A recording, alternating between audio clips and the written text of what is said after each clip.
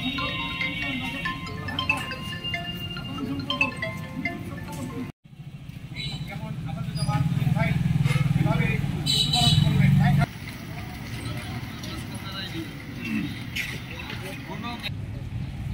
পর্যায়ে আসাদুজ্জামান তুহিন হত্যা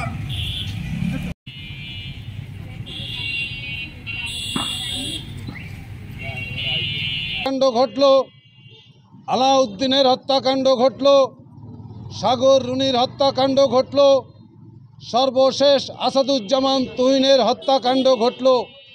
কিন্তু আমাদের প্রশ্ন, সারা দেশে সাংবাদিক, কর্মরত সাংবাদিক এবং সংবাদপত্র মনুষ্যত্ব নাই, অমানুষের মতো, তাদের কোনো দয়া মায়া নেই। শুধুমাত্র তারা মাদকাসক্ত এডিক্টের বিদায়ী এরকম কর্মকাণ্ড ঘটাতে পারে।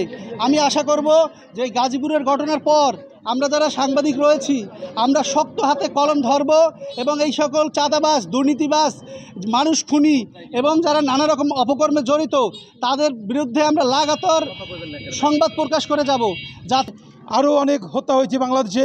2012 সালে সাগর রুনি, এরপর গত 24 সালের অগাস্ট থেকে 25 সালের অগাস্ট পর্যন্ত 5 জন সাংবাদিক নৃশংসভাবে খুন হয়েছে এই বাংলাদেশে। সর্বশেষ গত 3 দিন আগে খুন হয়েছে আমাদের সাংবাদিক আসাদুজ্জামান তুহিন। আসলে